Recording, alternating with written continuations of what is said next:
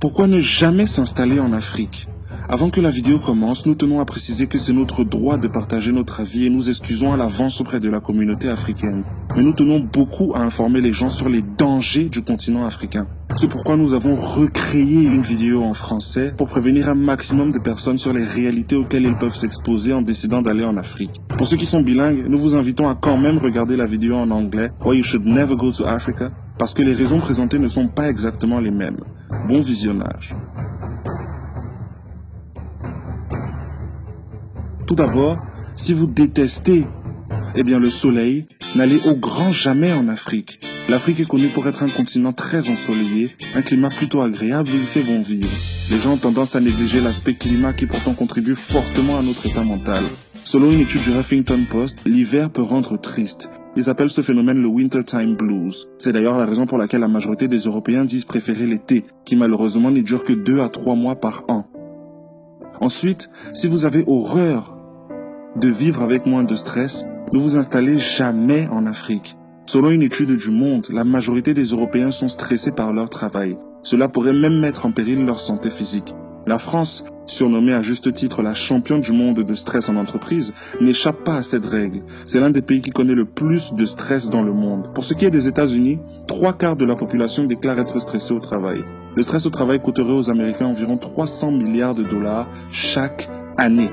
Fatigue, maux de tête, envie de pleurer, tension musculaire et bien d'autres sont parmi les symptômes dus à ce stress. A l'inverse, les expatriés en Afrique, qui pour la plupart y vont avec leur famille, déclarent bien s'y sentir, se sentir moins stressés et bien plus à l'aise qu'en Europe. Et une grande majorité de la diaspora africaine en Europe déclare se sentir mieux en Afrique et y être beaucoup moins stressé. On trouvera bon nombre d'articles en ligne avec pour thème « L'Europe c'est dur »,« Ce n'est pas ce qu'on croit » ou encore « Bang n'est pas facile ».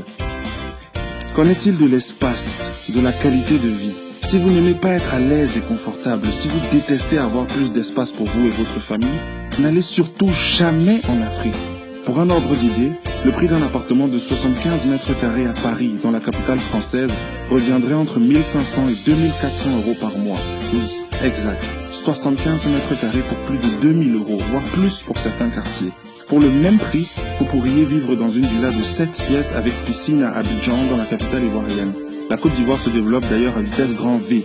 Le prix de l'immobilier est susceptible de changer dans les années à venir. Donc le meilleur moment d'y investir, c'est maintenant. Parlons justement d'investissement. Si vous n'aimez pas gagner de l'argent ou investir votre argent, pas la peine de mettre vos pieds en Afrique.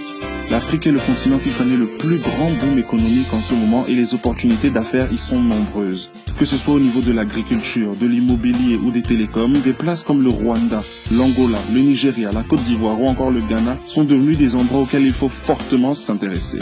Avec un secteur high-tech en plein essor au Nigeria et en Afrique du Sud, l'industrie de l'or et du diamant au Botswana, bref, l'Afrique regorge d'opportunités de travail et d'affaires et la bonne qualité de vie peut en attirer plus d'un. Au niveau de la nourriture, la cuisine africaine est l'une des plus variées au monde et en plus de ça, les aliments utilisés sont naturels, donc bio pour la plupart. On est loin des pays de l'Occident où la recherche du produit bio est devenue plus de la paranoïa qu'autre chose. Si vous avez horreur de profiter des cocktails au bord de la plage au prix abordable, ou profiter d'un excellent moment de détente pour 4 fois moins cher qu'ailleurs, vous l'avez deviné, ne venez surtout pas en Afrique. Est-il vraiment nécessaire de parler des plages africaines ? Du lac Rose à Dakar, des chutes Victoria. Enfin, parlons de la culture.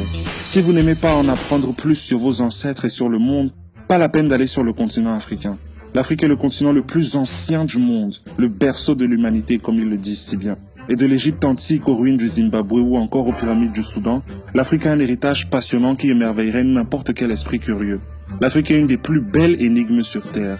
Saviez-vous d'ailleurs qu'il y a plus de blancs en Afrique que de noirs en Europe, contrairement aux idées reçues? Oui, en effet, les Africains comptent à peine 1% de la population européenne. Il n'y a que dans 3 pays, soit la France, la Belgique et les Pays-Bas, que les Africains dépassent à peine les 1% de la population globale. Sur l'ensemble de l'Europe, ils sont donc fortement minoritaires. A l'inverse, de plus en plus d'expatriés font le choix de s'installer en Afrique et de plus en plus d'Africains réussissent professionnellement sur le continent. Et certains même parviennent à faire partie de l'élite mondiale. Pourquoi pas vous ?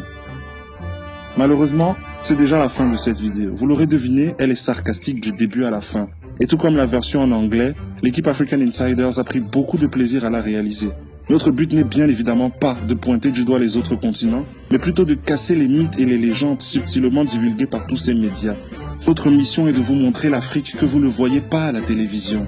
Et comme l'a si bien dit le président ghanéen lors de son discours en présence du président français Emmanuel Macron, des vagues d'Italiens et d'Irlandais ont migré vers les États-Unis pour vivre le rêve américain, car il n'y avait pas d'opportunité en Italie et en Irlande. Aujourd'hui, nous n'entendons plus parler de cette immigration. Les jeunes Italiens sont en Italie, les jeunes Irlandais sont en Irlande. Nous voulons que les jeunes Africains restent chez eux en Afrique. And as always, thanks for watching.